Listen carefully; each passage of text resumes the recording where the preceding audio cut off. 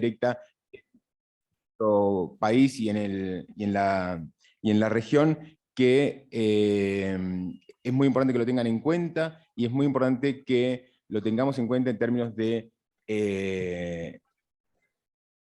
el debate sobre cómo vamos a hacer para crecer más y además mejorar la distribución del ingreso.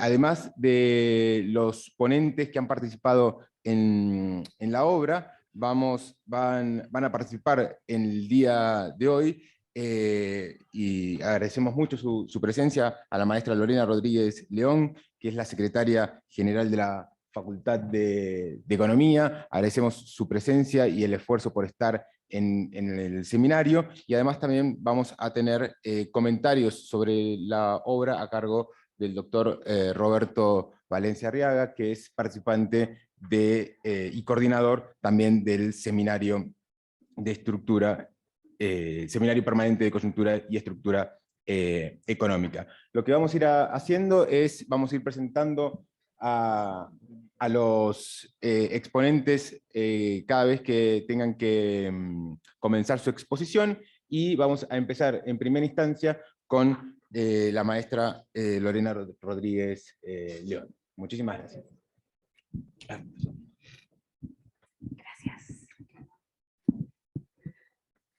Muchas gracias, Santiago. Muy buenas tardes. A nombre de la Facultad de Economía les damos la más cordial bienvenida a la presentación de este libro, Inversión extranjera directa y desarrollo económico en América Latina, una lectura crítica, que fue coordinado por el doctor Samuel Ortiz Velázquez, a quien agradezco mucho además la invitación a dirigir las palabras de bienvenida, que también esta bienvenida se las damos en nombre del director de nuestra facultad, el maestro Eduardo Vega, quien por motivos de agenda, pues bueno, no puede estar ahora con nosotros, pero manda sus saludos.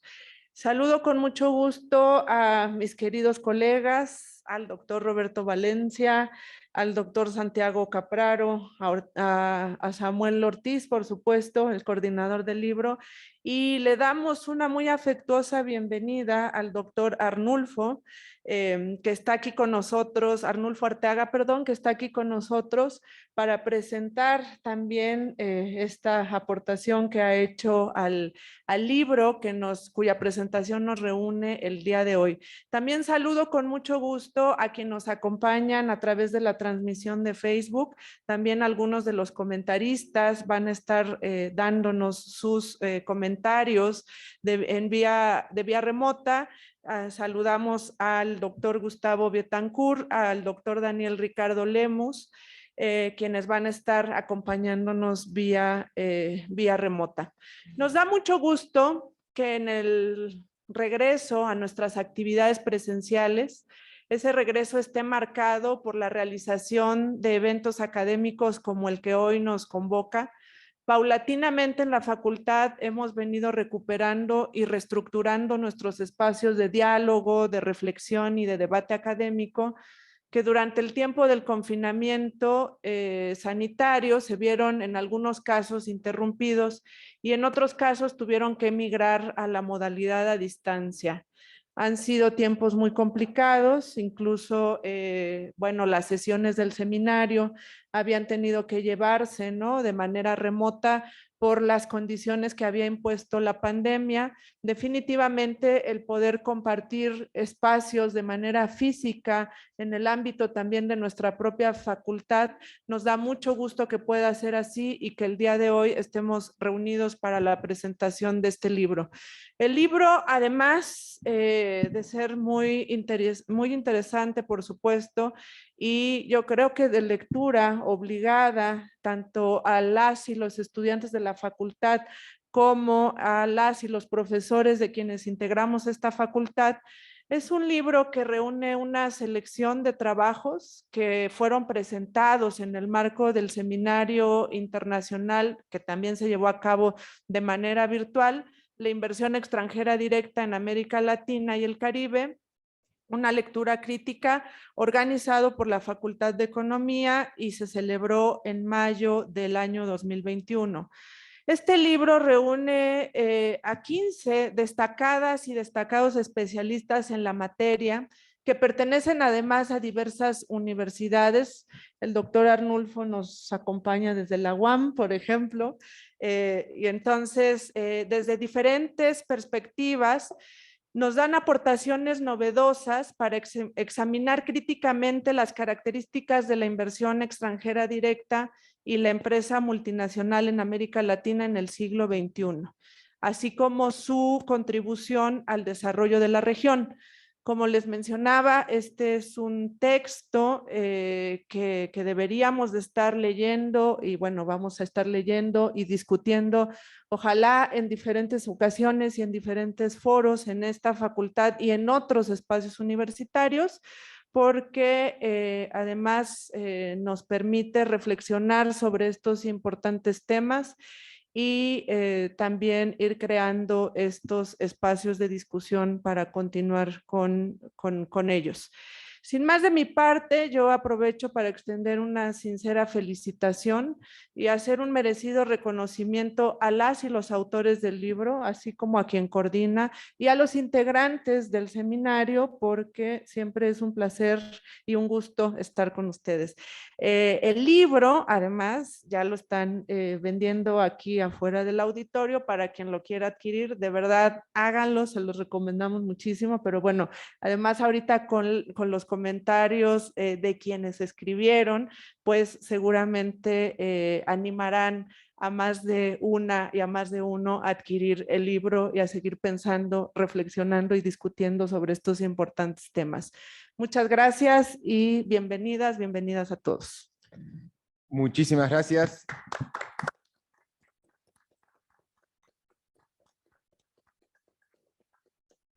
Agradecemos mucho estas palabras de la maestra Lorena Rodríguez León. Y entonces empezamos con la exposición primero del coordinador de esta obra, el doctor Samuel Ortiz Velázquez, que es doctor en Economía por la Facultad de Economía, es maestro en Estudios Sociales por la UAM, profesor de tiempo completo adscrito a la División de Estudios Profesionales de la Facultad de Economía, tutor en el posgrado de Economía, también en la Facultad de Economía, es miembro del Sistema Nacional de Investigadores en el nivel 1, y sus líneas de investigación incluyen el comercio exterior, inversión directa y crecimiento económico y organización industrial. La exposición va a ser de aproximadamente 10 a 12 minutos. Bueno, pues gracias Santiago, gracias Lorena por las palabras de apertura para esta quinta edición del seminario de coyuntura, ¿no?, y estructura económica. Ya casi 20 mesas, ¿no?, sea dedicadas a discutir, ¿no?, sea temáticas torales, ¿no?, para México, para América Latina, ¿no?, en cantidad de temas de política fiscal, monetaria, industrial, regional. Y el tema que hoy nos convoca es justo la presentación de los resultados, ¿verdad?, de un esfuerzo colectivo y que se materializa en la obra que pido, por favor, me apoyen a presentar, ¿no?, en pantalla, ¿no? Es una presentación en PowerPoint. Muchas gracias.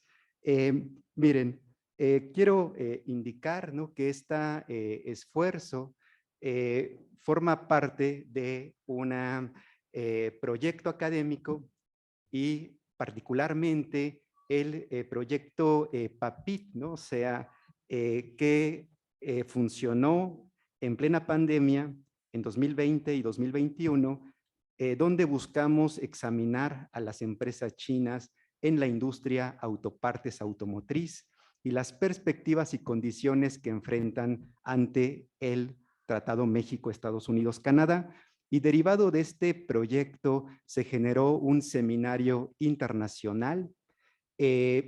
Igualmente el proyecto PAPIME actualmente en curso, vinculado a una propuesta didáctica para la enseñanza de la asignatura Inversión Extranjera, y a partir del cual también se generó un ciclo de conferencias donde las autoras, ¿verdad?, y autores del libro presentaron avances de investigación y sobre todo en el ciclo de conferencias con un diálogo intersectorial, ¿no?, con cámaras industriales, con empresas de autopartes, automotriz, aeroespacial, con sindicatos, gracias por las gestiones, ¿verdad?, amables de Arnulfo, Cintia, ¿verdad?, de General Motors, y con movimientos sociales, ¿no? Comprender desde diferentes enfoques las características y los efectos que tiene la inversión directa en el desarrollo económico. Por cuestiones de tiempo me salté los antecedentes, pero sí quiero señalar únicamente que en América Latina y desde la década de los 80 y más allá de la orientación política de los gobiernos, se tiende a facilitar, promover los flujos de inversión extranjera directa y paradójicamente, ¿verdad?, mientras el mundo desarrollado avanza hacia estrategias de mayor regulación de la inversión directa, América Latina se muestra en condiciones, ¿verdad?, de facilitar este tipo de inversiones y sin mayor cuestionamiento con respecto a los determinantes y los efectos que genera en nuestras regiones. También a nivel de antecedentes puedo comentar cómo desde 2010 China aparece como un actor clave en materia de inversión internacional, ¿no? Es ya el segundo inversor de América Latina. En 2020 ya es el primer lugar como inversor a través de nuevos proyectos de inversión y como el cuarto inversor en importancia a través de fusiones y adquisiciones transfronterizas, todo lo cual sin duda invita a una reflexión sobre si estamos ante un nuevo actor que se comporta cualitativamente diferente a lo que hacen los inversores tradicionales en la región. Y es precisamente, ¿verdad?, el objetivo de este material. Como ya adelantaba la maestra Lorena, estamos ante un esfuerzo de 16 profesoras y profesores que participan en 15 capítulos y en un esfuerzo de red, ¿verdad?, de colaboración, tenemos participación de 9 instituciones de reconocido prestigio de México, ¿verdad?, y del extranjero. Los temas torales, ¿verdad?, que aborda el libro se articulan en 4 secciones, ¿no? La primera, dedicada a la relación que existe entre determinantes de la inversión directa con la capacidad que tienen los gobiernos de la región para regularla, para generar políticas que hagan que la inversión se integre a una estrategia de desarrollo. Esta es una sección integrada por 3 capítulos y amablemente el profesor Gustavo Bittencourt hará algún comentario. La segunda sección se dedica al estudio de los impactos ambientales y las resistencias sociales que genera la inversión en minería. Son 3 capítulos y donde amablemente el profesor Daniel Ricardo Lemus hará un comentario con respecto a su aporte. La tercera sección justamente está dedicada a comprender las características, las motivaciones y los efectos de la inversión china en América Latina y con énfasis en México, y considerando que México es en la región de América Latina el principal receptor de inversión en industria autopartes automotriz. Como estamos ante un nuevo actor, interesa examinar sus determinantes a nivel institucional y desde la perspectiva china y latinoamericana, a nivel regional, a factores financieros y estudios de caso. Y también el profesor Arnulfo Arteaga más adelante hará referencia al tipo de relaciones laborales que generan este tipo de empresas, ¿no? Y descubrir si se comportan o no de forma diferenciada con respecto a los actores tradicionales.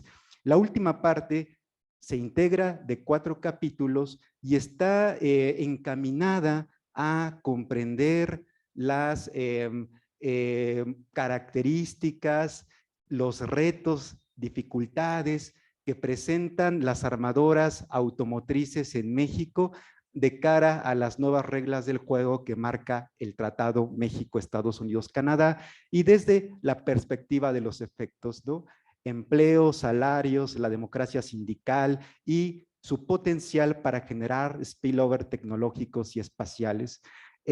Son cantidad de temas, pero yo quisiera únicamente destacar que con cargo en una matriz, este libro se puede leer situando el origen de la inversión directa por país, comparando a la inversión global con la originada en China, en Japón, en Estados Unidos y Alemania, y examinando efectos, ¿no? Cada autor se concentra en determinantes sistémicos, territoriales, y evalúa impactos. Y me parece también aquí hay un aporte muy importante en el tipo de relaciones laborales que genera, y ello es muy importante de cara, ¿verdad?, a las nuevas disposiciones que marca el TEMEC. En el libro también podemos realizar un análisis, ¿verdad?, a través de una matriz de origen-destino, donde evaluamos el origen de las inversiones por país y podemos examinar cómo se comportan, ¿verdad?, las inversiones con base en el país de destino, la actividad de destino y en algunos casos la empresa. Los estudios de caso a nivel de empresa, por supuesto, incluyen autoparteras como Mint, como Bike, y comparando, ¿verdad?, el tipo de inversión con respecto a los tradicionales como Nissan, Ford, Chrysler y recientemente Audi. Como podrán observar, buena parte de los apartados se concentra y tiene su en China y particularmente América Latina y México en industria automotriz. Tenemos también un grupo de documentos, ¿verdad?, vinculados o que efectúan una lectura de conjunto y que nos permiten avanzar, ¿verdad?, y comprender lo que nos interesa con cargo en los objetivos del proyecto. Por temas de tiempo, ¿verdad?, únicamente quiero señalar que, por supuesto, este es un material que contribuye a el análisis de determinantes y efectos de la inversión directa y la multinacional, y ello es muy importante para generar políticas públicas, para ver los grados de libertad que tienen los gobiernos para regularla. Por supuesto, se pueden marcar también en el programa sectorial de economía, de la Secretaría de Economía, que justamente busca generar sinergias entre los sectores de la economía, incluida la academia, para proponer alternativas y que por medio de la inversión directa se contribuya a aminorar las brechas regionales, ¿verdad?, tan marcadas en México. Hay un grupo de temas que se pueden considerar, ¿verdad?, como contribuciones, pero me gustaría regresar sobre este punto, ¿verdad?, en la ronda, ¿verdad?, de intercambio de preguntas y de respuestas. Muchas gracias y los invitamos mucho a consultar y adquirir el libro que está a la venta fuera del auditorio. Muchísimas gracias.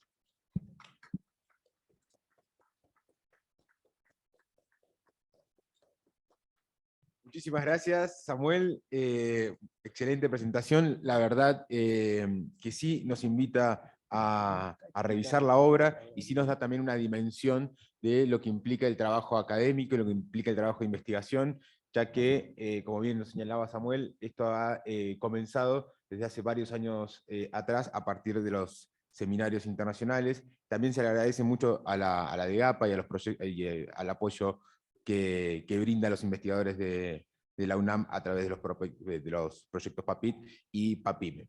A continuación vamos a escuchar al doctor Gustavo Bittencourt, que es economista, maestro en Economía Internacional, doctor en Ciencias Sociales con especialización en Economía, profesor de Maestría en Economía Internacional en la Facultad de Ciencias Económicas y de Administración en la Universidad de la República de Uruguay. Sus líneas de investigación son empresas transnacionales, inversión extranjera directa y desarrollo económico. Le damos el micrófono a Gustavo y la presentación va a tener una duración entre 10 y 12 minutos. Muchas gracias, Gustavo. Bueno, estoy aquí. ¿Se me escucha? Te escuchamos. Bueno, muchas gracias.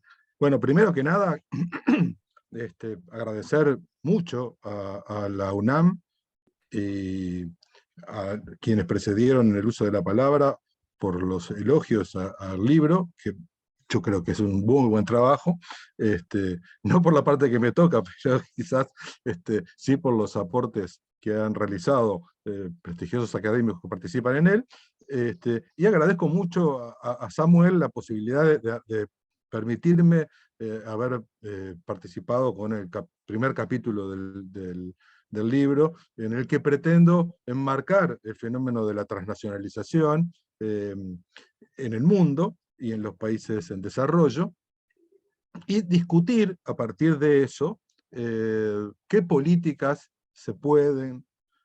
están disponibles de alguna manera para aplicar hacia el capital extranjero, y en tercer lugar, discutir por qué unos pueden y otros no, digamos. O sea, todos podemos querer regular capital extranjero, pero esto depende de un cierto conjunto de condiciones que tienen los países, que hacen que algunos instrumentos o algunas políticas estén disponibles para algunos países, pero no para otros.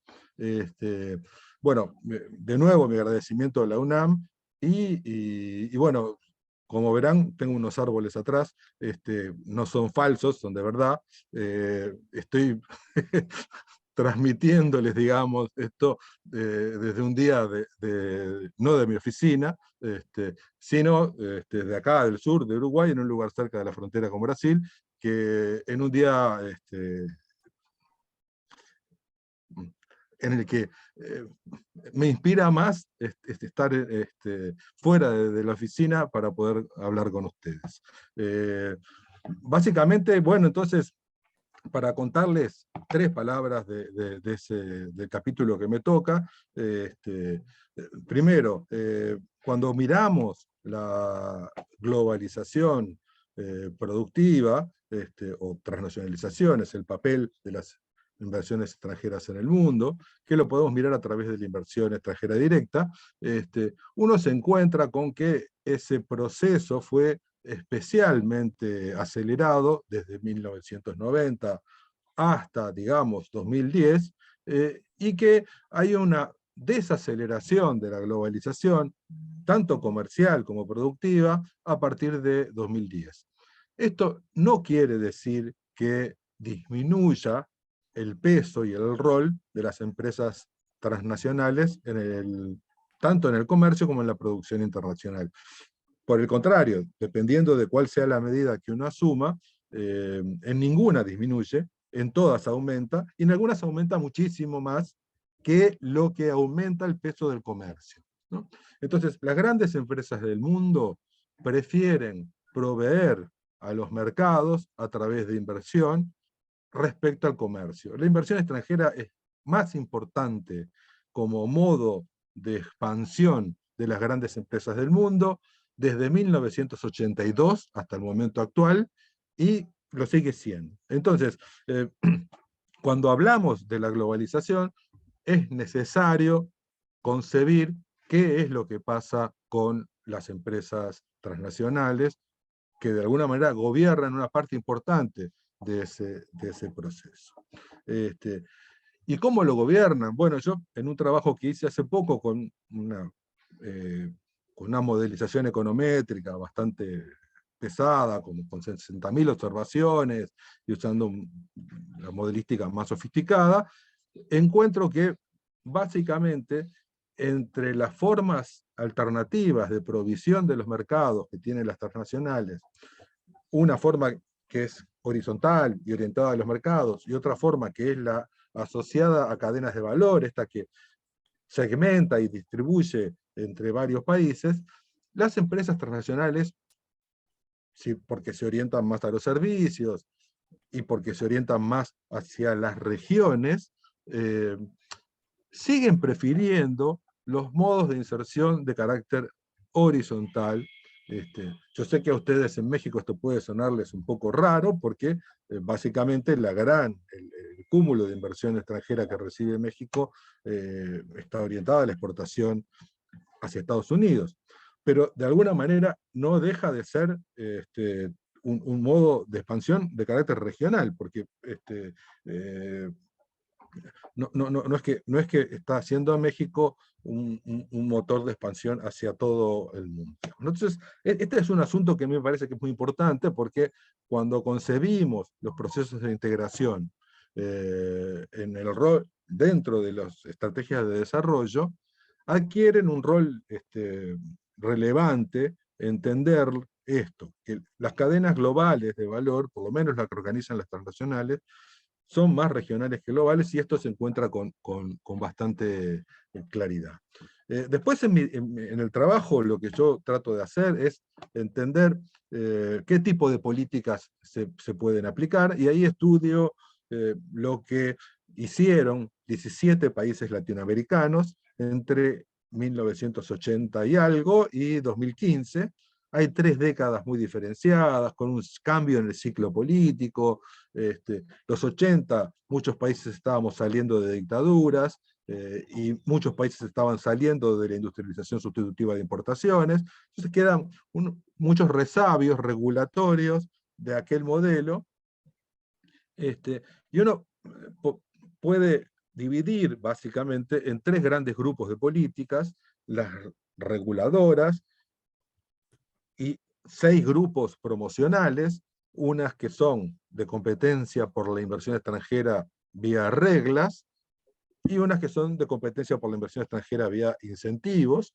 Yo ahí armo 9 grupos diferentes, no voy a entrar en detalle en cada uno de ellos, pero sí me parece que es importante saber que debe haber alguna combinación de incentivos con regulación que haga posible alinear la presencia de las transnacionales en el marco de una estrategia de desarrollo productivo. Entonces es importante ver quiénes pudieron regular y quiénes no pudieron hacerlo, y quiénes aplicaron más bien competencia vía reglas, que tiene que ver con mejora en los mercados, mejora en el acceso a los mercados y los mercados laborales, o la presencia de acuerdos de inversión internacionales, o la presencia de agencias promocionales. Eso serían el paquete de la competencia por reglas, frente al otro paquete de incentivos que tiene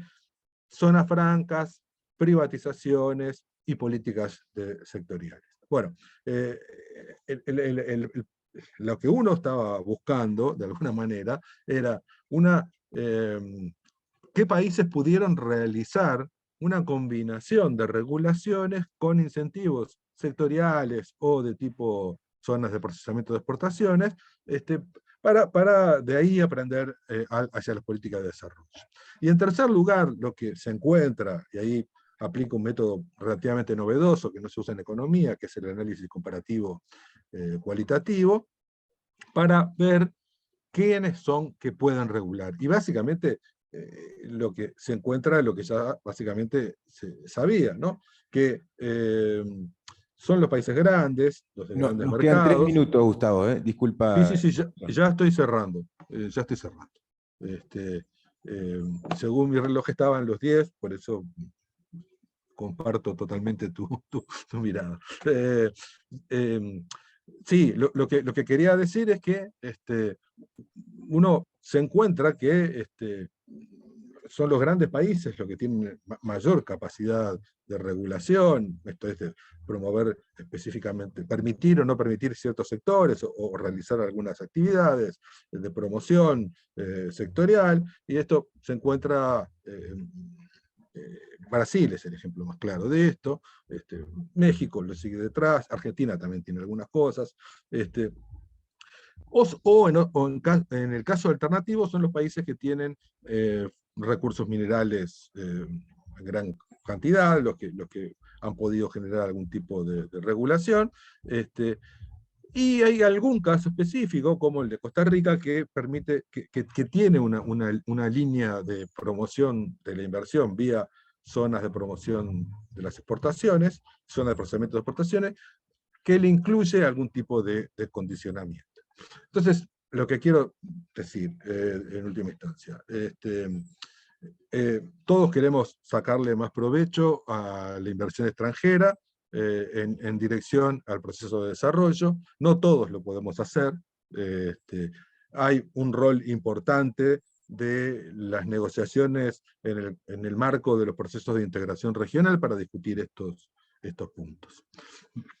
Les agradezco mucho la posibilidad de contarles muy brevemente lo que está en el capítulo y me pongo a disposición para cualquier duda. Muchas gracias. Excelente, Gustavo. Muchísimas gracias por estos comentarios y esta exposición. Recuerden que nos pueden dejar preguntas tanto en el Zoom como en el Zoom en particular. Vamos a ver si buscamos una pregunta también en el público como en los viejos tiempos. A continuación, entonces vamos a tener la exposición del investigador Daniel Ricardo Lemus Delgado, que es profesor investigador de la Escuela de Ciencias Sociales y Gobierno del Tecnológico de Monterrey, imparte las materias Teoría de las Relaciones Internacionales, Análisis de Política Exterior y Escenario Asia-Pacífico. Es investigador nivel 2 del Sistema Nacional de Investigadores del CONACYT, e investiga sistemas regionales de innovación, cooperación internacional para el desarrollo y política exterior en el este de Asia. Te entregamos el micrófono, Daniel, y la exposición va a ser entre 10 y 12 minutos. Muchísimas gracias. Al contrario, muchas gracias. Un gusto poder estar con ustedes en este importante evento. Enhorabuena a mis colegas, especialmente al doctor Samuel Ortiz, por coordinar todo este trabajo que permite ahora tener un libro. En estos 10 minutos yo quiero hacer la exposición de manera breve en dos reflexiones importantes. La primera es una reflexión más amplia sobre la contribución de un libro, porque es importante desde un ambiente académico plantear los esfuerzos que puedan justamente terminar en estas obras publicadas. Y lo voy a hacer desde la segunda parte también, considerando la sección que se me invitó a comentar, que es justamente reflexionar sobre cómo la inversión extranjera directa en América Latina, en particular, tiene una serie de impactos negativos, viéndolo sobre todo en dos avenidas. La primera de ellas que tiene que ver con el impacto medioambiental y la segunda que tiene que ver justamente con condiciones sociales injustas que generan los movimientos sociales. Entonces, desde esa perspectiva es como yo arranco esta breve reflexión con ustedes. Y la primera idea es que tal vez nos tengamos que preguntarnos por qué vale la pena dedicar esfuerzos institucionales y también esfuerzos personales para publicar un libro como este, un libro desde una beta científica. Y la segunda pregunta, que es la que nos tiene aquí, ¿por qué una vez cuando se publica, las personas deberían de leer este libro? ¿O por qué nuestros estudiantes, nuestras alumnas y quienes están en la academia deberían de leer este libro o deberían de leer cualquier otro libro que es fruto de un esfuerzo académico colegiado? Entonces, para tratar de encontrar respuestas a estas tres preguntas, yo les sugiero que lo imaginemos en tres niveles de análisis. Primero, esta obra, como la sección que a mí me toca de alguna manera presentar, nos permite tener nuevos conocimientos sobre aspectos que no los sabemos o que no los sabemos de manera suficiente. La primera invitación para leer el libro, entonces, es que ustedes podrán tener en sus manos información actualizada que permite de alguna manera ir llenando los huecos que tenemos en el conocimiento, como sucede con cualquier disciplina de carácter científico. La segunda reflexión de por qué hacerlo es que a partir de lo que está escrito, nos ayuda con la nueva información a plantearnos reflexiones teóricas sobre lo que sabemos y desde estas reflexiones teóricas pretender tener una mayor precisión y certeza en nuestros análisis, en nuestras afirmaciones, en nuestros supuestos, en nuestras sugerencias. Y la tercera, que para mí es la más importante, es que, y es una característica del libro que incluso está en el subtítulo, es una aproximación desde una lectura crítica. Y el hecho es de que cuando nos planteamos la reflexión sobre nuevos conocimientos o conocimientos más precisos desde marcos teóricos previamente establecidos, nos permiten fortalecer o desafiar nuestros modelos mentales previos sobre ideas que al final de cuentas nos llevan a comprender el mundo y nos llevan a comprender el rol que deberíamos desempeñar en este mundo. Y eso me lleva a la segunda parte, que es un tanto reflexionar por qué necesitamos una lectura crítica de la inversión extranjera directa, por qué necesitamos una lectura crítica de la participación de China en los procesos de inversión extranjera directa en América Latina, por qué necesitamos una visión crítica sobre la relación entre desarrollo económico, inversión, multinacionales, cadenas globales de valor, presencia de grandes compañías multinacionales. ¿Por qué necesitamos esto? Y me parece que en el proceso de formación que todos llevamos en distintas etapas de nuestra vida académica, que inicia justamente en la universidad y que nunca termina, este tipo de reflexiones nos permiten tratar de contestar tres grandes interrogantes que a todos nos deberían de preocupar. La primera de ellas es hacia dónde vamos. El conocimiento, la teoría, la reflexión, la información, lo que ustedes pueden leer en los artículos de esta obra colectiva, de alguna manera nos dan pistas o nos arrojan luces, nos presentan señales hacia dónde vamos. Y ustedes lo pueden encontrar, por ejemplo, en la sección que me toca comentar justamente sobre la relación entre inversión extranjera directa de las minerías, particularmente minerías chinas, y su impacto en América Latina. Es un poquito reflexionar hacia dónde vamos, hacia dónde va esa inversión, qué está generando, qué produce, cuáles son los desafíos, cuáles son los posibles beneficios, cuál es la parte más negativa de este tipo de inversión. Primera idea, hacia dónde vamos. Segunda idea, hacia dónde queremos ir. Definitivamente no podemos trazar una hoja de ruta, plantearnos nuevas visiones paradigmáticas sobre desarrollo económico si, por ejemplo, antes no tenemos certeza de cuál es el camino que hemos recorrido, ¿no? Y el tercer elemento que complementa las dos preguntas anteriores es ¿qué tenemos que hacer para ir a donde queremos ir? ¿No? Porque no bastaría simplemente con tener un conjunto de información novedosa en el libro, no bastaría simplemente contrastar esa información con nuestros supuestos previos de lo que ya sabemos, si al final eso no nos lleva a plantearnos nuevos retos intelectuales que nos permitan horizontes distintos en la acción. Y desde esa perspectiva muy general, yo les invitaría a que se acercaran a los distintos capítulos del libro y que desde estos capítulos de las áreas de que a ustedes les interesa, aquellos que han despertado cierta curiosidad intelectual de manera previa, traten de encontrar justamente en los textos estas tres dimensiones.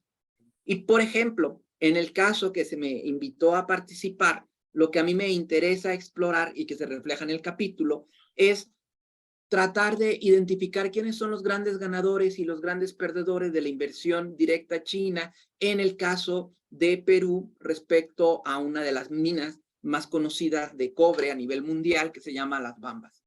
Y cómo lo que aparentemente podría ser en el papel o en nuestros modelos teóricos previos una buena idea, atraer inversión extranjera directa que eleve el empleo, que eleve los ingresos, que fortalezca la infraestructura, las vías de comunicación, que posibilite la urbanización de un contexto rural como es en donde se ubica esta mina. Con el paso del tiempo, todas las expectativas se derrumbaron. ¿Y cuáles son algunos de los factores que están detrás que nos permiten explicar este fenómeno? Porque aparentemente algo que debería de generar un beneficio no lo ha generado. Y de esto nos lleva justamente, y con esto voy cerrando, a lo que el doctor Samuel nos comentaba, que era una intención también de este libro, y que ustedes lo pueden encontrar ahí, es esta reflexión si la presencia de China en América Latina significa cualitativamente una forma distinta de acercarse a la región desde la inversión y desde la promoción del desarrollo. O si sigue patrones similares a lo que ha ocurrido en otros momentos. Y si ocurre cualquiera de las dos cosas, ¿cuáles son los factores que nos permiten explicarlos, ¿no? Entonces, cerrando el tema, yo no les voy a contar los capítulos un poco, pues para que a ver si se despierta ahí el ánimo de querer descubrir los capítulos en el libro, pero cerrando un poco este tema, yo concluyo con esta idea central. Si queremos entender una realidad como la presencia china, su impacto medioambiental, su impacto socioeconómico, necesitamos informarnos, necesitamos también reflexionar teóricamente sobre esa información, pero sobre todo necesitamos hacer una lectura crítica. O, en otras palabras, necesitamos plantearnos sobre nuestros supuestos qué partes se mantienen y cuáles son necesarios ajustar. Pues les agradezco mucho su atención y quedo al pendiente si hubiera ahí alguna pregunta o algún comentario también por parte del público. Y nuevamente, muchas gracias por el evento y por todo el esfuerzo que significa coordinar un libro.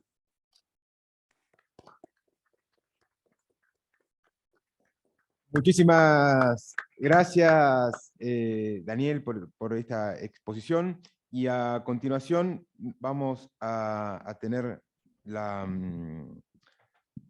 el placer de escuchar al doctor Arnulfo Arteaga García, que es licenciado en Sociología y maestro en Estudios Latinoamericanos por la UNAM, doctor en Estudios Organizacionales por la UAM, profesor en la División de Ciencias Sociales y Humanidades de la Universidad Autónoma Metropolitana Iztapalapa. Sus líneas de investigación son globalización, dependencia y patrón de reproducción del capital, cambio tecnológico y organizacional, trabajo, ciudadanía y sindicalismo.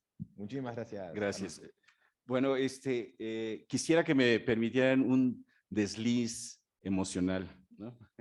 Yo fui profesor aquí a principios de los años 80 en una materia que ya no existe, era del viejo plan, por supuesto, era sociología y política, porque mi formación original, como ya lo mencionaron, pues es ser sociólogo. Y bueno, este auditorio también lo habité, lo viví en medio de conferencias de este tipo, seminarios de este tipo, de corte académico, pero de muchas acaloradas asambleas del movimiento estudiantil y del movimiento sindical, ¿no? Entonces, sin duda que el escenario ha cambiado en términos del decorado, pero debe estar impregnado de mucho de las memorias y de los sentires de nuestra condición de estudiantes, pues rebeldes, ¿no? Entonces, gracias por, bueno, esta oportunidad derivada de la generosa invitación de Samuel a colaborar en este libro, pues me da esta oportunidad y pues no puedo desaprovecharla. Y bueno,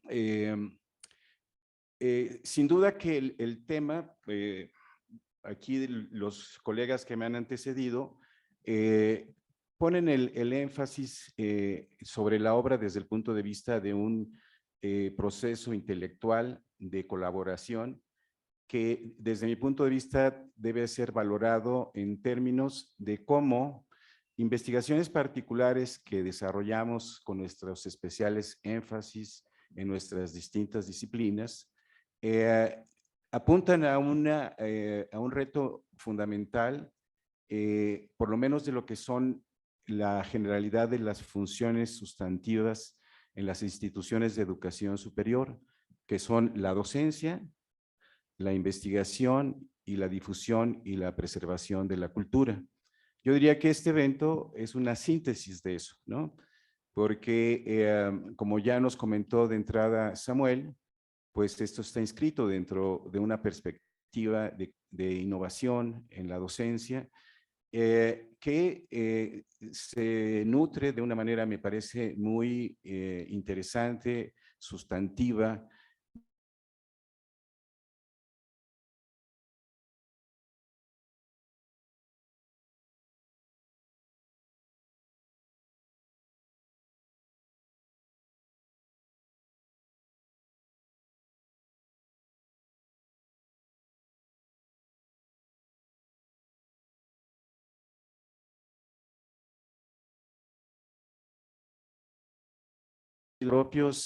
para el propio alumnado, estudiantes, alumnas y alumnos, de lo que representa estar en una institución de educación superior y recordarnos también a nosotros como parte de estas instituciones que estamos en una relación laboral abocada a la docencia, a la investigación y a la difusión y a la preservación de la cultura. Y lo repito porque creo que es muy necesario tenerlo presente en nuestra vida cotidiana dentro de las aulas, dentro de los espacios comunes, la biblioteca, etcétera, etcétera, ¿no?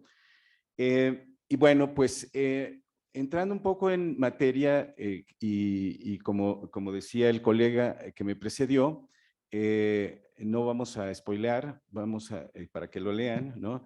Pero yo cuando recibí la invitación de Samuel, y en particular sobre empresas chinas, he de reconocer que no estaba en mi horizonte, ¿no? Como tema, a pesar de que trabajo el sector de la industria automotriz desde principios de los años 80.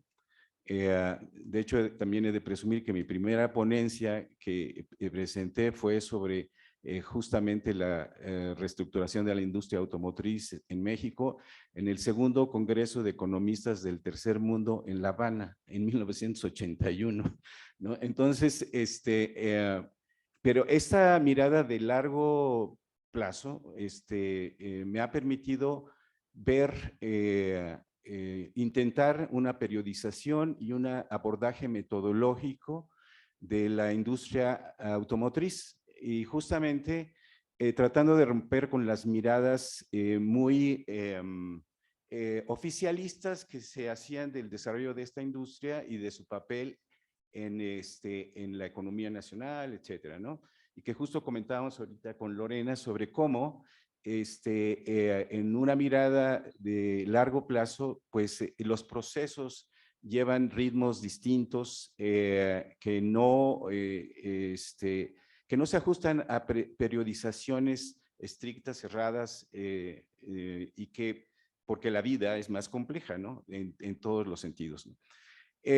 Pero bueno, sí me permitió identificar dentro de este proceso de expansión de la industria automotriz, obviamente el papel de la inversión extranjera, el origen del capital, marcado en la primera etapa, sobre todo por la presencia del capital estadounidense, las grandes tres históricas, y luego cómo fueron ingresando otras empresas transnacionales en una etapa distinta de industrialización, que ustedes obviamente tienen muy presente, ¿no? La industrialización sustitutiva de importaciones.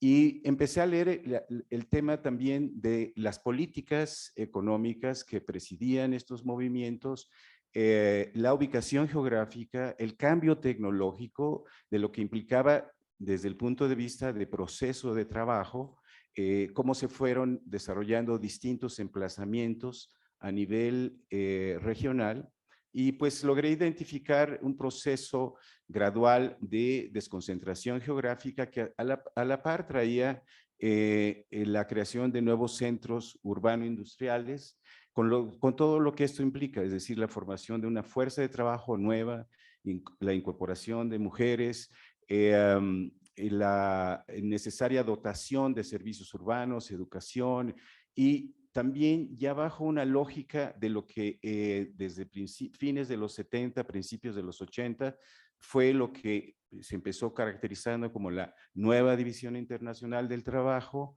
y que posteriormente fue ya caracterizado primero de manera metafórica, lo que hoy identificamos como la globalización.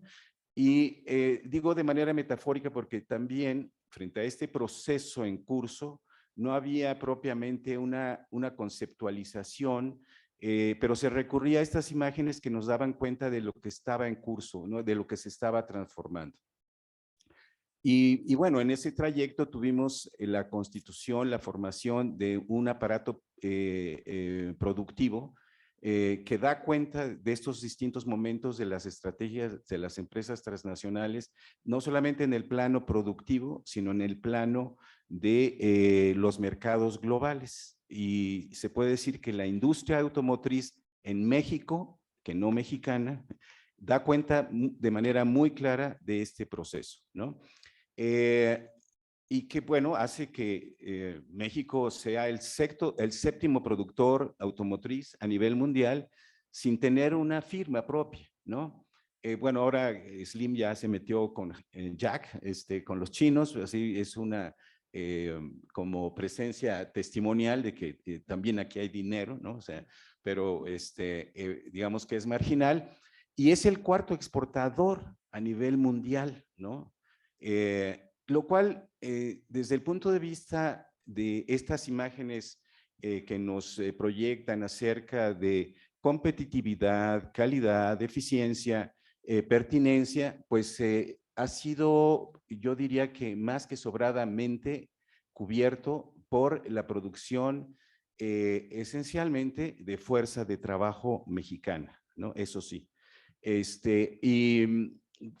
Incluso, bueno, en los seguimientos que hace uno de, a veces de empresas, pues uno identifica que tienen,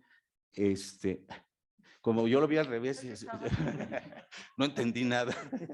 Bueno, ok, bueno, hay distinciones, o sea, auditorías globales, corporativas, nacionales, locales, etcétera. Y es una fuerza de trabajo, bueno, se cumplen todos los criterios dentro de especificaciones de estándares globales, ¿no? Ahora, y bueno, bajo esa lógica de ver esta evolución de la industria automotriz en nuestro país, de pronto que aparece China, que se empieza a expandir como la humedad, y en un lapso muy corto tenemos una presencia de empresas chinas en 15 entidades, ¿no? Y esto, sin duda, que implica un reto con relación, ¿qué es lo que, qué tanto repites justamente estos patrones? Y en el caso particular que me toca, pues que tiene que ver con las relaciones laborales, el título de mi capítulo intenta dar cuenta de qué tanto se transforma en el ámbito de las relaciones laborales. Estoy cerrando un poco abruptamente por el tema del tiempo, pero por eso le puse vino viejo en odres nuevas, ¿no? Todas las plantas son nuevas, pero las relaciones laborales son exactamente del mismo tipo que las empresas transnacionales han desarrollado, y tengo que decirlo, con la complicidad de sindicatos de protección y muchas veces de las autoridades. Démosle el beneficio de la duda a estas autoridades que están ahora, porque ha habido procesos de creación de sindicatos independientes, ¿no? Pero no difiere para nada. De estas empresas que operan en México, identifiqué que 3 tenían registrado sindicatos, sindicatos controlados por los grandes caciques de la CTM. Solo una cumplía con el requisito del Centro Federal de Registro, de Conciliación y Registro Laboral, es decir, tener su contrato colectivo registrado. Entonces, analizándolo y haciendo una comparación con las condiciones laborales de empresas que tienen sindicatos independientes, hay una enorme diferencial desde el punto de vista de prestaciones, de salarios, y esto habla mucho de cómo el capital transnacional en su proceso de expansión ha atomizado, ha fragmentado a la fuerza de trabajo, independientemente de que el grueso de ellos están afiliados a la CTM, la CTM, la CROC, la CTC, etcétera, han propiciado eso. Y entonces, lejos de tener un actor que ya es global desde el punto de vista del resultado de su trabajo, lo mantienen bajo condiciones locales de superexplotación del trabajo. Y con eso termino. Muchas gracias.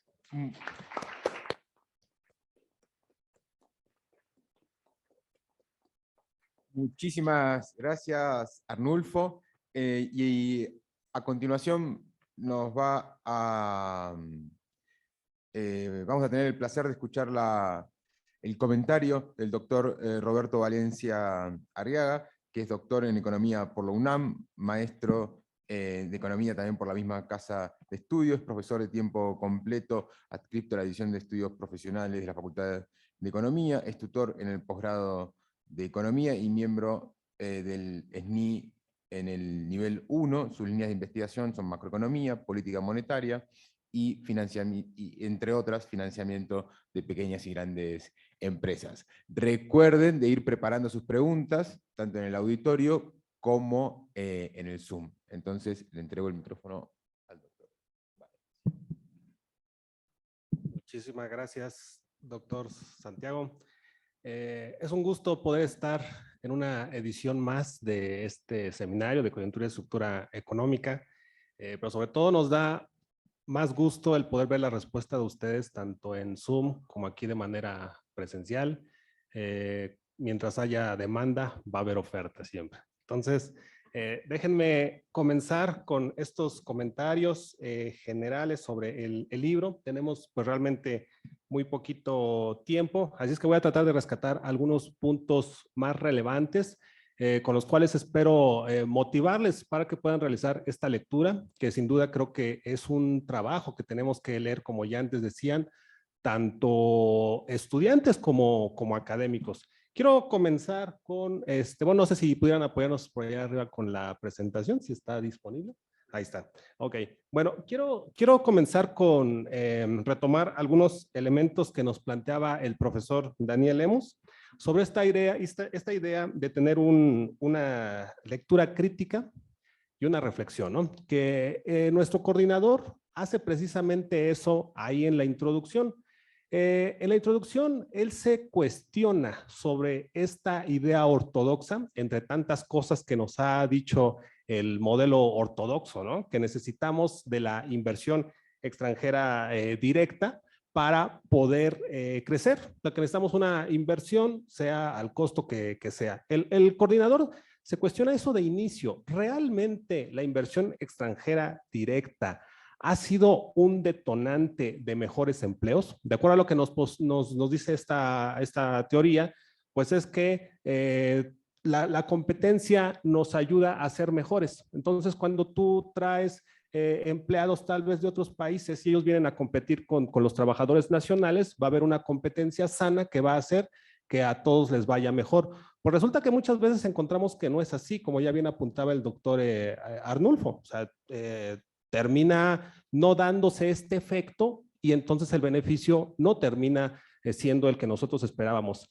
Se cuestiona también el coordinador sobre esta idea de la transferencia de conocimiento. Se supone también que si vienen países desarrollados, empresas de países desarrollados que tienen mejores conocimientos, que tienen menores know-how, eso lo transmiten a países en desarrollo, pues estos nuevos países van a aprender y van a volverse entonces más productivos. Pues bueno, un punto también que aquí vamos a cuestionar. Y finalmente, ¿todo esto realmente ha sido un promotor del desarrollo? Tal vez lo que voy a decir suena a spoiler, pero lo tengo que decir porque creo que es uno de los elementos principales del por qué tenemos que leer este libro. Este libro nos deja en claro que no es así, que la inversión extranjera directa no ha detonado el desarrollo. Entonces no es un libro que esté promoviendo este principio ortodoxo de que necesitamos de la inversión extranjera directa para crecer y para desarrollarnos. Al contrario, es un libro que nos deja ver en claro cuáles han sido los fallos de esta política que mucho tiene que ver con lo que antes ya también se comentaba sobre la posibilidad de que el Estado sea capaz de regular, de que el Estado sea capaz de absorber lo que se necesita para la nación de manera muy particular. Se trata de un libro que nos puede ser muy útil para quienes llegamos con un conocimiento a lo mejor no muy bueno en temas de inversión extranjera directa. Es decir, todos como economistas, académicos, estudiantes, en algún momento tenemos claro que existe y que se supone tiene un papel, pero es un libro que te va a llevar de la mano del coordinador, valga aquí la expresión, se ve muy bien porque está ordenado de tal suerte donde tú te vas a encontrar conceptos al inicio que vas a necesitar para más adelante comprender lo que viene. Entonces es un libro donde si tú llegas con conocimientos básicos de lo que es inversión extranjera directa, terminas ya con la información suficiente y necesaria para poder fijar una postura sobre el por qué la inversión extranjera directa ha fallado y dónde es que tenemos que puntualizar para poder aprovechar de mejor manera a este componente. Es un libro que aunque tiene esta estructura y que podríamos pensar que de cierta manera se puede utilizar como un libro de texto para las clases que se dan en esta universidad o alguna otra, también es de mucha utilidad para aquellos que se dedican a estudiar de forma muy particular el tema de China, porque si el lector ya más experto que quisiera conocer sobre un punto particular puede agarrar algún capítulo o dos y no va a desmerecer de lo que está viendo en el resto. Entonces, tiene esta doble connotación, este doble destinatario que realmente es muy difícil poder encontrar en un libro. Como ya apuntaba antes el doctor Samuel y los compañeros que me han antecedido, está estructurado en 4 grandes apartados. En el primero de ellos, inversión extranjera directa en América Latina, sus determinantes y efectos, se cuestionan mucho sobre cuáles son estos determinantes. Y algo que es muy interesante encontrar es que entre ellos vamos a tener la búsqueda de recursos naturales y mercados que resulten atractivos para la inversión extranjera directa. Y de particular, pues nos debe de llamar mucho la atención para los que a lo mejor nos llama el tema de la macro, ¿no? Porque hay una variable que siempre en la macro aparece, que es la tasa de interés, y que ninguno o casi ninguno de estos capítulos está la tasa de interés como un elemento determinante. Solamente en uno de ellos aparece, que es precisamente el que coordina el libro, el doctor Samuel Ortiz. Él en un estudio de caso le pregunta abiertamente al empresario si toman en cuenta la tasa de interés como un elemento para decidir invertir o no. Y tajantemente le responden que no. No es una variable relevante. Eso entonces nos invita a reflexionar con esta lectura crítica cómo estamos guiando nuestra política económica. Aparecen otras variables secundarias como el tipo de cambio, como la estabilidad, pero no dejan de ser eso, variables secundarias. Los elementos que quedan claros son más relevantes para la inversión extranjera directa es la extracción de recursos naturales por un lado y por otro lado encontrar mercados que resulten atractivos para ellos. En la segunda sección, donde se enfocan ya mucho en el tema de la minería, queda más claro esto, porque se supone que estamos atrayendo esta inversión extranjera directa para que nos ayude a promover el desarrollo, pero resulta que tenemos al final una conclusión muy distinta, donde se generan impactos al medio ambiente, donde se generan impactos a la salud, donde se generan impactos de tipo social y lejos quedamos de alcanzar lo que estaríamos buscando. En el tercer apartado sobre inversión extranjera directa de China, es también un apartado, digo, en lo particular de los que más me agradó, porque te cuenta desde la política inicial con la que China quiso entrar al mundo capitalista.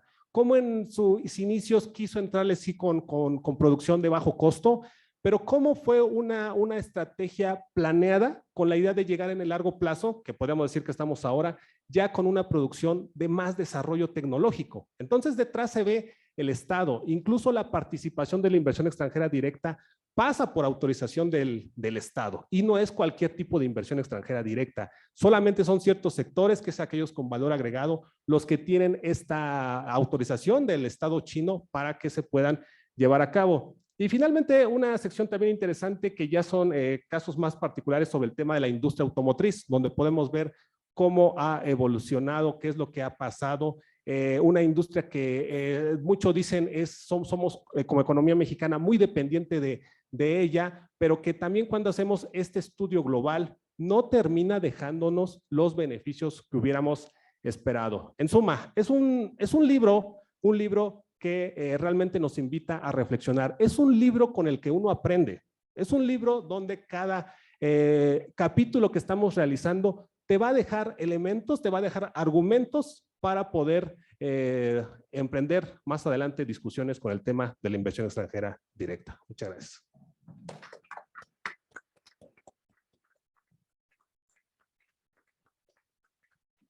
Muchísimas gracias, Roberto. Bueno, agradezco mucho también a los ponentes por haber respetado el tiempo. Entonces, vamos a aprovechar la segunda parte de esta sesión del seminario para abordar algunas preguntas y por lo tanto ahí los los ponentes van a poder ampliar sus dichos, ¿sí?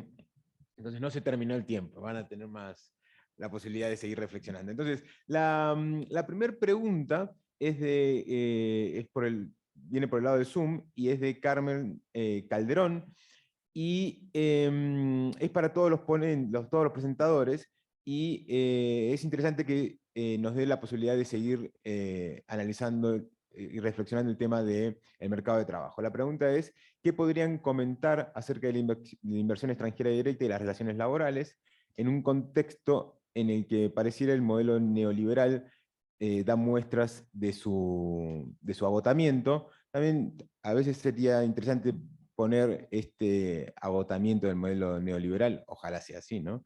En el contexto de el fortalecimiento de las relaciones sindicales a partir del TEMEC, a ver si se puede reflexionar sobre esa cuestión. Y la segunda pregunta de Moisés Sánchez Ramírez, que es economista por el IPN, tiene la siguiente pregunta y también es a modo de reflexión. En los últimos años, nos dice Moisés, la competitividad de México se ha visto afectada por el aumento de la delincuencia organizada y la falta de reformas en el sector energético y en la normativa fiscal. La corrupción y la ineficiencia administrativa también han sido problemas de peso. Y se pregunta, y le preguntamos a nuestros expositores, ¿realmente esto ahuyentará para el próximo año o para los próximos años la inversión extranjera directa? Empezamos de atrás para adelante. Okay. Bueno, con relación al tema en el contexto del neoliberalismo, la reforma a la Ley Federal del Trabajo, perdón, se escucha bien. Okay. Bueno, primero, o sea, habría que cuestionarse sobre ese agotamiento del modelo neoliberal, ¿no? Porque no solamente es el tipo de políticas económicas, sino las inercias que se desarrollan dentro de los actores, ¿no? Pensemos en las empresas, en los sindicatos, en las autoridades. Esto no es una etapa que se cancele por una declaración, ¿no? Así como el neoliberalismo se fue abriendo paso, no por la definición de políticas de ese tipo, de ese corte, sino por lo que las empresas empezaron a hacer en esto que se caracterizó como la flexibilización salarial, contractual, funcional. Antes de que existieran reformas a la Ley Federal del Trabajo, a las leyes laborales, perdón, en general, antes de que hubiera modificaciones incluso agresivas en torno a el funcionamiento de los propios sindicatos. Es decir, que se abrió paso sobre la marcha. Porque para las empresas y las empresas transnacionales lo que estaba en juego era su propia sobrevivencia, ¿no? Entonces, si queremos hacer una lectura mecánica de que se agotó el neoliberalismo y entonces ya vendrá una redición del estado de bienestar, pues no, no daría cuenta de la complejidad de lo que está en juego, ¿no?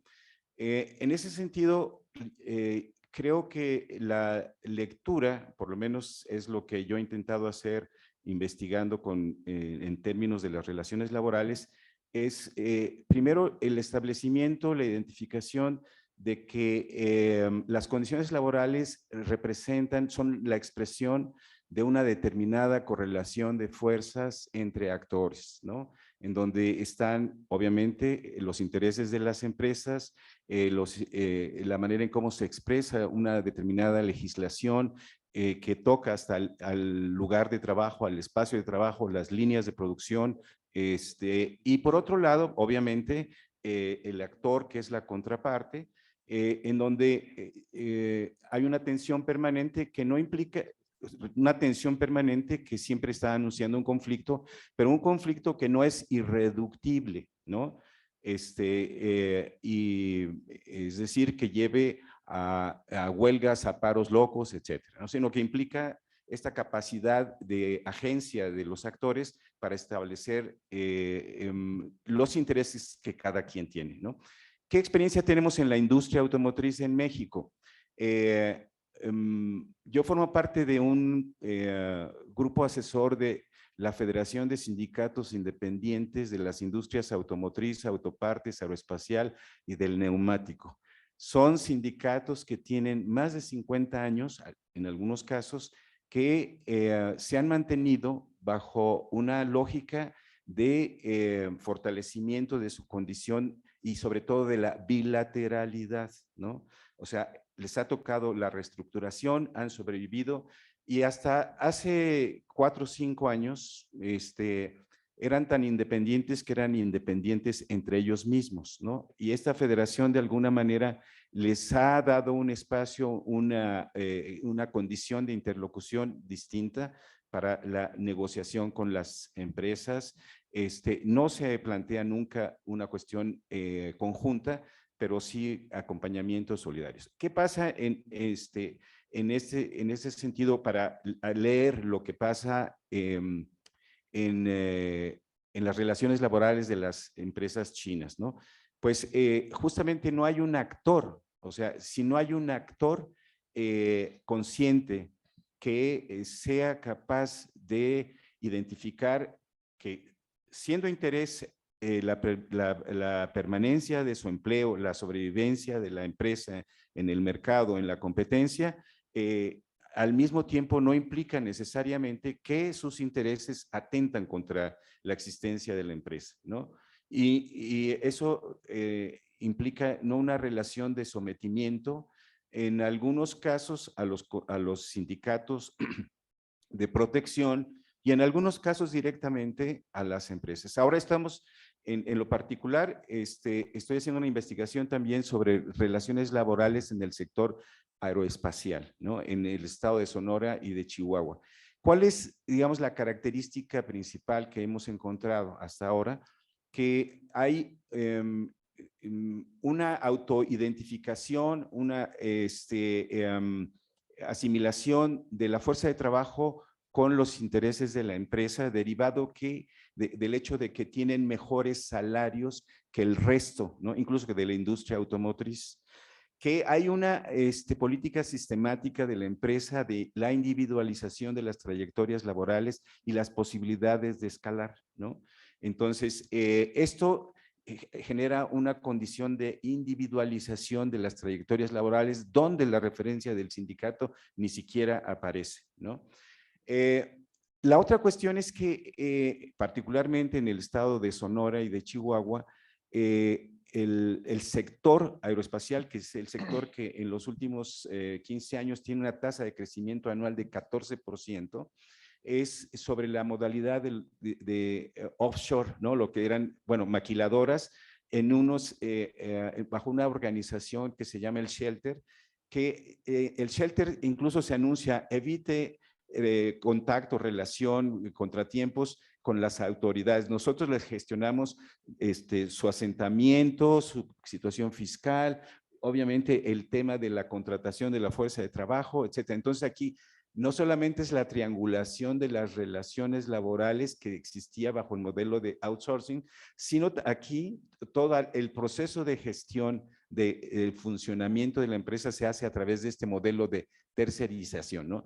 Entonces, es una fuerza de trabajo nuevamente bien remunerada, considerando los estándares regionales, pero que está absolutamente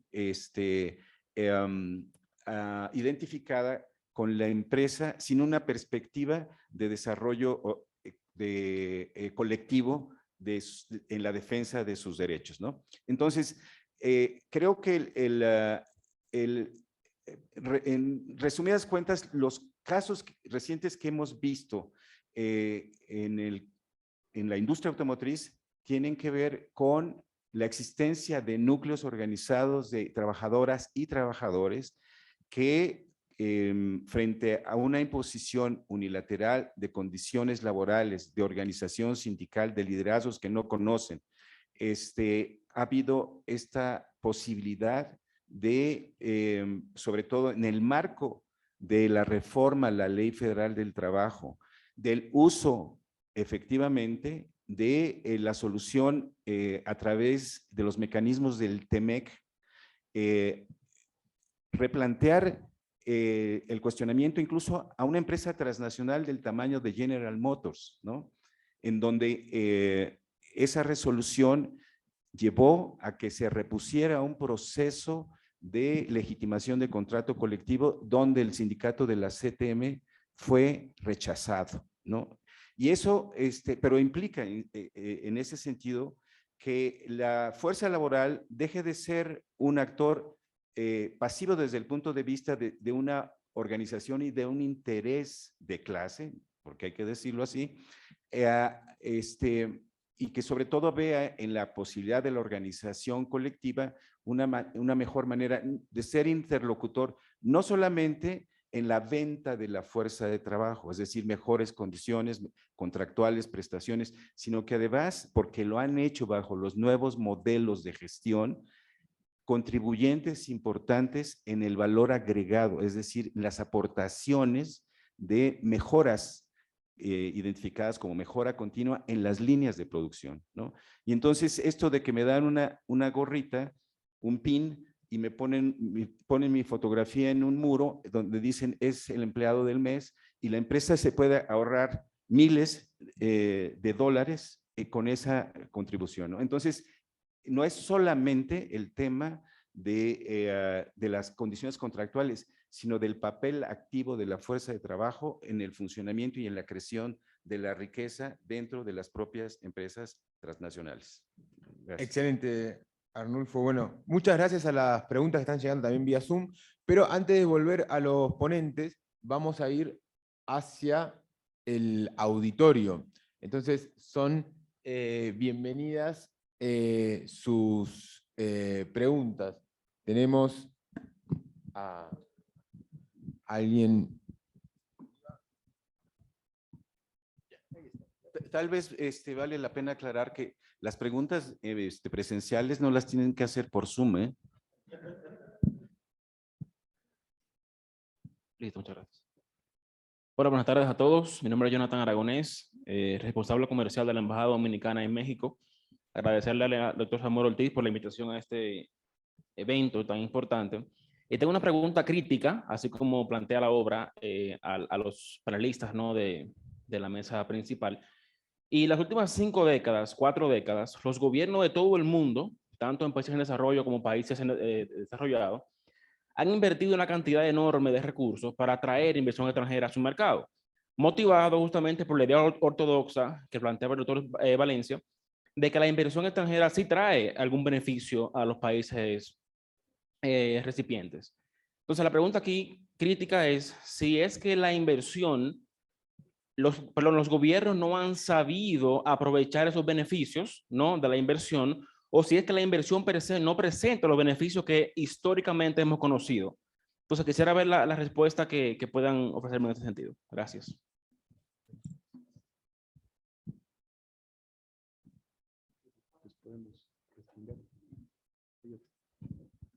Aquí está. Creo que teníamos una pregunta más por aquí. ¿Sí? Una pregunta más aquí y volvemos a los ponentes.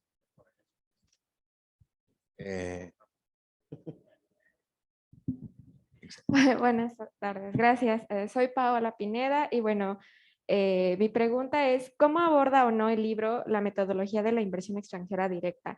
En este sentido, en si la metodología afecta o no el spoiler que, bueno, acá mencionó el profesor Valencia, en si definitivamente no ayuda al desarrollo económico. Excelente, muchas gracias por la pregunta. Voy a leer una pregunta adicional que también tenemos aquí en Zoom y volvemos a los ponentes. Es una pregunta muy directa y dice, ¿cómo se explica la transferencia de tecnología sin la existencia de inversión extranjera directa? También recuerdo a Gustavo y a Daniel, si quieren participar, levanten la mano en el Zoom. Bueno, pues muy interesantes las preguntas, ¿no? y me voy a concentrar en dos, ¿no? O sea, dejando espacio para que Gustavo, ¿verdad? Y Daniel Ricardo complementen.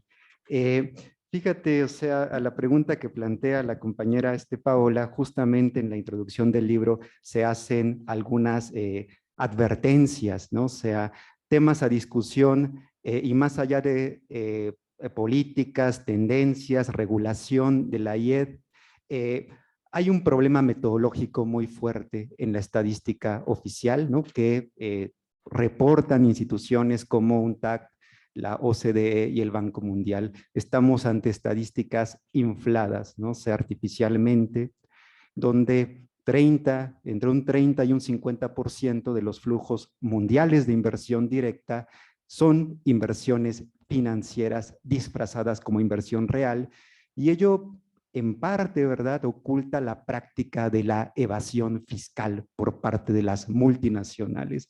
Sin duda, este es un tema, ¿verdad?, que debe de ser objeto de discusión, la capacidad que tiene la empresa multinacional para pagar impuestos en los países en donde se asienta.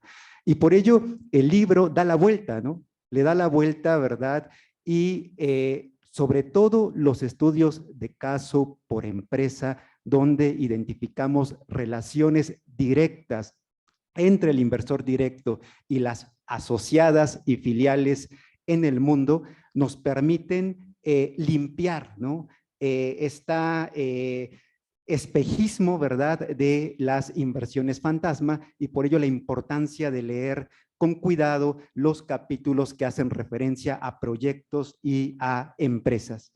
Me voy a concentrar ahora en la primera pregunta que planteaba por aquí el compañero Moisés Sánchez del Politécnico Nacional, y donde hace referencia a un grupo de factores institucionales que más bien, en su opinión, pueden impactar adversamente en los montos de inversión que México recibe.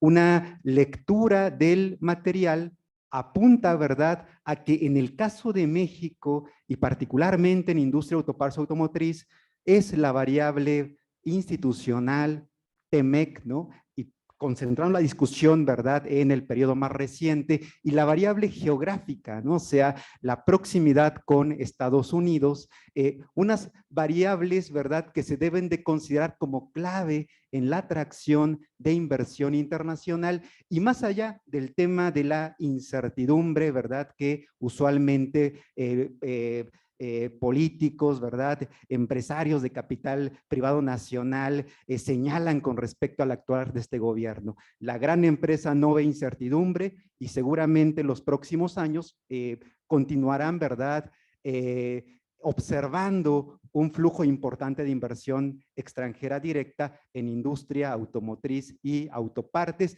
aunque, como se observa en el material, ¿verdad?, y vinculado a la pregunta de Jonathan, ¿verdad?, la capacidad de regulación, ¿verdad?, el poder de negociación de los gobiernos latinoamericanos y de México en particular se ve muy limitado, ¿no? Y así pueden llegar millones de IET. Este año también será de una cifra récord en captura de inversión extranjera, de la mano de empresas chinas, por cierto, pero sin políticas de regulación, sin criterios de desempeño. Bueno, el impacto se quedará exclusivamente a nivel del empleo. Debemos de destacar también que hay un grupo de materiales en el libro, ¿verdad?, que sí logran identificar ciertos aspectos espaciales, ¿no?, en territorios específicos y con énfasis en inversiones asiáticas, ¿verdad?, chinas y japonesas. Dejo aquí el comentario para permitir, ¿verdad?, la interacción con los amigos que nos acompañan por Zoom. Excelente, Samuel. Entonces creo que Gustavo había pedido la palabra, entonces se la cedemos a él para que amplíe ahí la respuesta a algunas preguntas, algunas dudas. Sí, sí. En particular, a mí me parece muy interesante la pregunta sobre cómo se explica la transferencia tecnológica sin la existencia de inversión extranjera directa, y que se liga con otra pregunta que aparece posteriormente sobre cómo China se ha beneficiado de la inversión extranjera directa que recibe a efectos de esto, ¿no? Yo quiero decir que por lo menos en este libro no ha estudiado, no está destinado a estudiar los efectos en este sentido, y yo creo que sí, hay mucho trabajo empírico. Yo estoy llevando adelante algún trabajo de este tipo, que probablemente sea objeto de un curso al que Samuel me ha invitado, que ojalá podamos hacerlo para profesores de la UNAM, de Economía Internacional. Y uno tiene, yo creo que la pregunta tiene, esta pregunta sobre cómo hay transferencia de tecnología sin inversión extranjera, uno debería cambiarle el orden, digamos, ¿no? La verdad es que cómo hay transferencia de tecnología sin capacidades endógenas tecnológicas. Esta es la pregunta. Porque sin capacidades endógenas, o sea, si no tenemos recursos humanos suficientes, si no tenemos una buena proporción de investigadores como porcentaje de la población, un buen gasto en investigación y desarrollo, si no tenemos capacidades endógenas, no hay transferencia de tecnología. Justamente, la tecnología la traen, la usan, con eso exportan y se terminó. Esta es básicamente la lección que surge de todos los países que se desarrollaron en la segunda mitad del siglo XX y justamente del caso chino, que copió todo lo que pudo, atrajo todo el capital que pudo, copió todo lo que pudo entre 1990 y 1998, compró toda empresa tecnológica que le dejaron comprar para poder absorber sus conocimientos, y hoy disputa espacios del conocimiento a los líderes mundiales.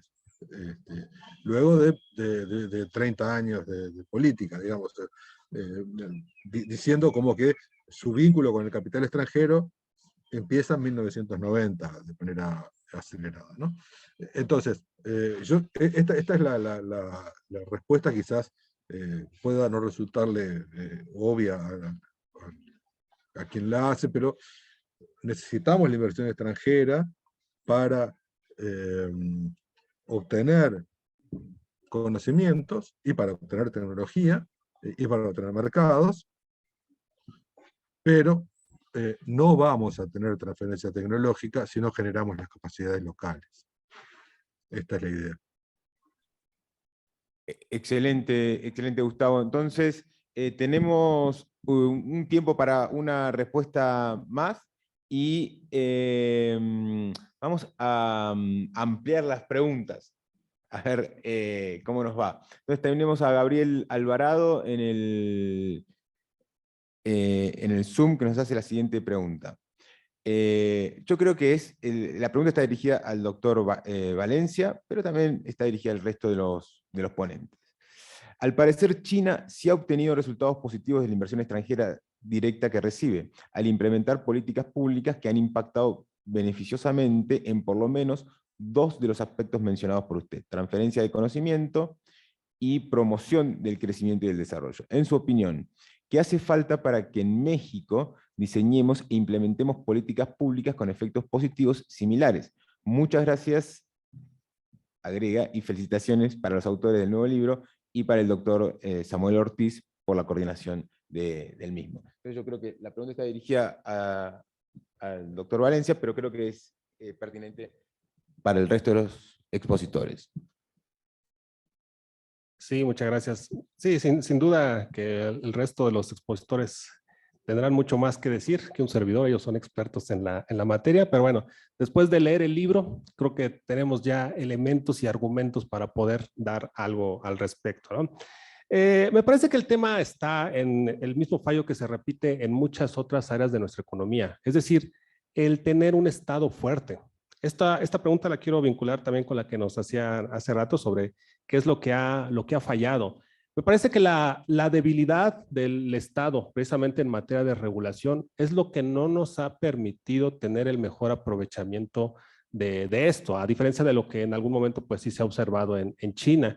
Y me parece que la debilidad se observa en 3 elementos. Por un lado, como ya apuntaba el doctor Arnulfo, la cuestión laboral. O sea, el poder permitir este tipo de contrataciones que se realizaban anteriormente con temas de outsourcing, el haber anclado el salario como un elemento para contener también a la inflación, el haber ofertado a la economía mexicana como un país con mano de obra atractiva como su principal ventaja competitiva, pues es realmente algo muy, muy limitado y que no nos pues permite a nosotros como país vernos beneficiados por todo ello. Por otro lado está también lo que ya igual señalaba el doctor Samuel Ortiz, el tema fiscal. En el libro se mencionan algunos datos sobre las tasas efectivas de impuestos que pagan algunas empresas transnacionales, que no es un problema exclusivo de ellos, es un problema de nuestra estructura fiscal. Si uno compara las tasas efectivas de ISR que paga un trabajador versus la tasa efectiva que paga una empresa moral, una persona moral, y en particular una transnacional, hay una distancia enorme.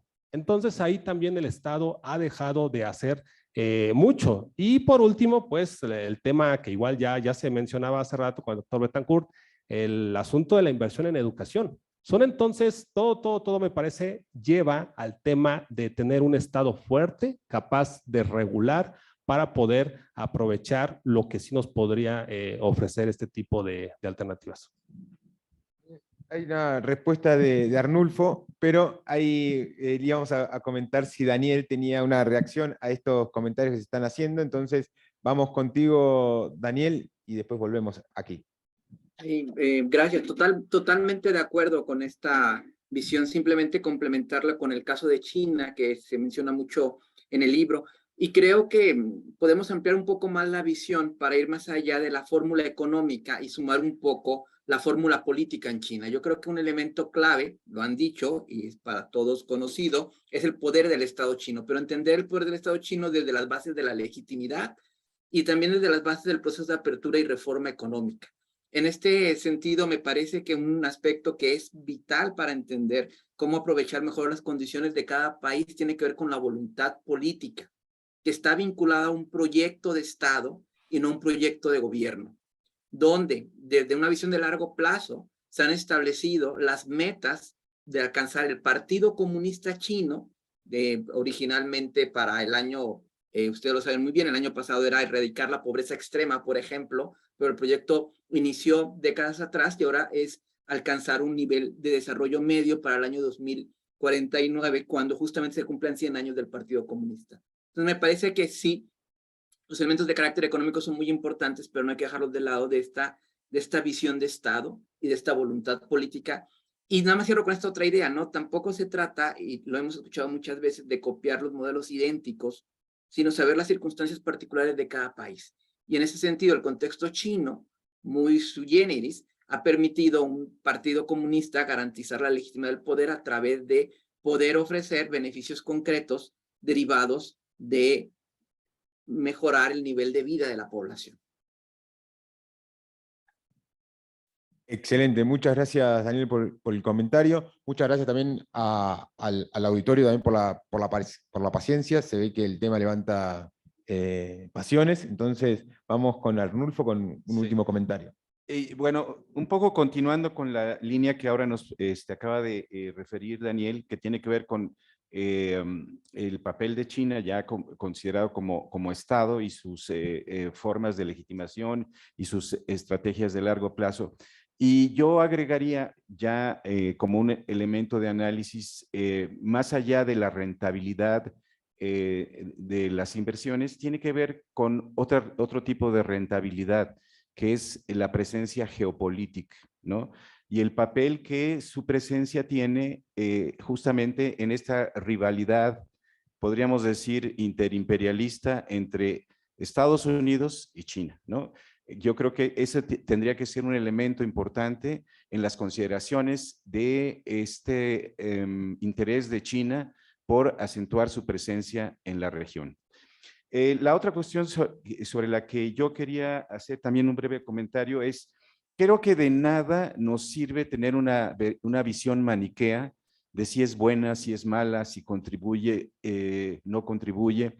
la inversión extranjera. Creo que hay muchos análisis, muchos niveles de análisis que debemos considerar. Yo puedo aportar, por lo menos en una reflexión inicial, pues lo que ha representado desde el punto de vista de la expansión del aparato productivo a nivel nacional, a nivel regional.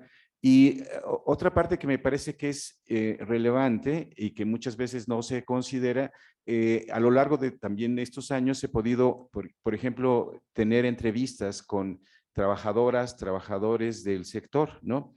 Y que viven, o sea, tienen una visión, yo diría, dialéctica de lo que es su vínculo con la empresa, ¿no? Es decir, yo a tal empresa le debo, ¿no? O sea, todavía en esa lectura, pues que mis hijos, mis hijas hayan estudiado, mi casa, mi etcétera, etcétera, estabilidad en el empleo, perspectivas de un futuro mejor, etcétera.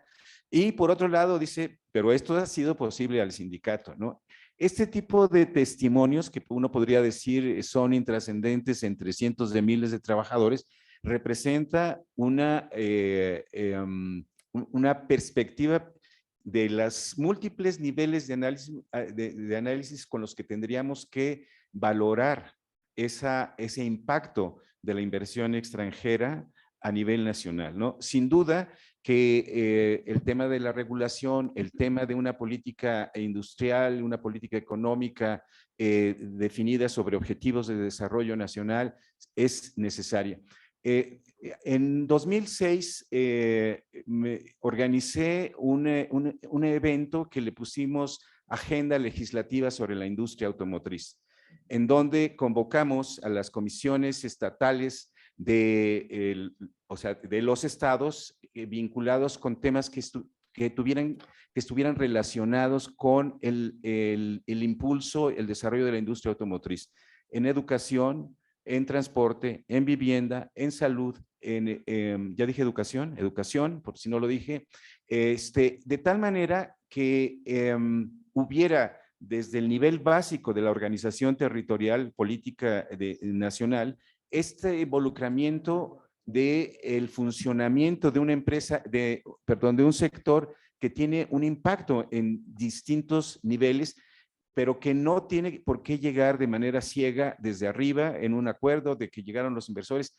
sino que haya esta capacidad local de conducir los objetivos que corresponden a lo local frente a la presencia de una empresa transnacional. Una referencia a principios de los años 80, cuando empezó a funcionar General Motors en Ramos Arizpe, un problema que encontró fue el del reclutamiento de fuerza de trabajo capaz para responder a estos procesos. Empezaron a reclutar gente de los estados aledaños y rápidamente tuvieron un proceso de rotación muy acentuado que vació prácticamente la posibilidad de mantener la producción. Un estudio de mercado local identificó que había muchas mujeres jóvenes egresadas de carreras técnicas, secretarias, etcétera, que estaban desempleadas. Hubo un proceso de reclutamiento de mujeres y fue la primera planta en el norte que incorporó a mujeres de manera amplia, 500 mujeres en la parte del ensamblado del motor. Pero también fue el núcleo de mujeres, el núcleo de trabajadoras que organizó la primera destitución de un comité ejecutivo que no atendía a sus necesidades. Y ahí lo dejo. Excelente, muchas gracias, Arnulfo. Entonces vamos a culminar este evento con unas palabras finales del doctor Samuel. Bueno, pues gracias, Santiago. Sin duda, como observan, los temas son diversos. El papel del Estado, el papel de las instituciones, la capacidad que tiene América Latina para regular flujos de inversión extranjera. Y yo cierro con otro tema a considerar. La teoría de la inversión directa se ha concentrado predominantemente en la empresa privada, ¿no? Subrayando el papel que tiene la rentabilidad en las decisiones de inversión. Pero como se observa en el material, el nuevo inversor en el mundo es China, de la mano de poderosas empresas estatales que invierten en América Latina en búsqueda de activos estratégicos y por lo tanto nos invita a una reflexión de las motivaciones que están detrás de estas empresas chinas y que no son de tipo privado, ¿no? Al respecto y vinculado a los comentarios que hace a la distancia, ¿verdad? Daniel Ricardo, la máxima expresión del intervencionismo chino apunta, ¿verdad?, a que en 2050 y con cargo en políticas, instrumentos, control estatal de la inversión entrante y saliente, se busca que China, ¿verdad?, retome su papel, ¿no?, como ombligo, ¿no?, como ombligo del universo, así se dicen ellos. Yo quiero cerrar agradeciendo a los autores, ¿no?, a las autoras y a los autores de este material. Algunos están en sala como Aurora, otros nos siguen a través de la plataforma Zoom. Por supuesto a Gustavo Bittencourt, a Oscar León, a Rogelio Madrueño, a Sergio Martínez Rivera. Gracias, ¿verdad? Daniel Ricardo Lemus, Fabiola Flores Nava, profesora de la facultad. Xiao Yuzong, justamente la autora de los factores institucionales que explican la salida de la inversión china, Jaime Prudencio, Arnulfo Arteaga, Suri Meléndez, Humberto García y Jorge Carrillo del Colmex, Leo Guzmán de la Universidad de Guadalajara y Juan Reyes de la UAP. Muchísimas gracias por el compromiso, ¿verdad? Y por el trabajo colectivo. Aprovecho también para agradecer el apoyo de, en su momento, estudiantes, hoy egresadas y egresados de nuestra facultad, Danitza Chalnico, ¿verdad? Mariana Domerque, Susana Rojas, Edgar Peralta, Diana Laura Reyes, Jacqueline Holguín, me da gusto verles en sala. Este trabajo, ¿verdad?, también es suyo, tareas muy importantes desarrolladas durante el seminario y para la presentación del libro, y pues al nuevo equipo, por supuesto, con Isabel, con Paola, Alan y Ricardo. Quiero cerrar señalando que esta fue una gran experiencia al regreso a lo presencial y sobre todo a lo híbrido. 100 personas en el auditorio Ho Chi Minh, 60 personas que nos siguieron a través de Zoom y alrededor de 20, 30 personas que se conectaron a través de Facebook en la Facultad de Economía. Y es, por supuesto, una invitación, ¿verdad?, a que en la nueva normalidad apostemos por este tipo de vinculación y más allá de la sala, ¿verdad?, en un auditorio. Muchísimas gracias a todas y a todos y les invitamos mucho a adquirir el material.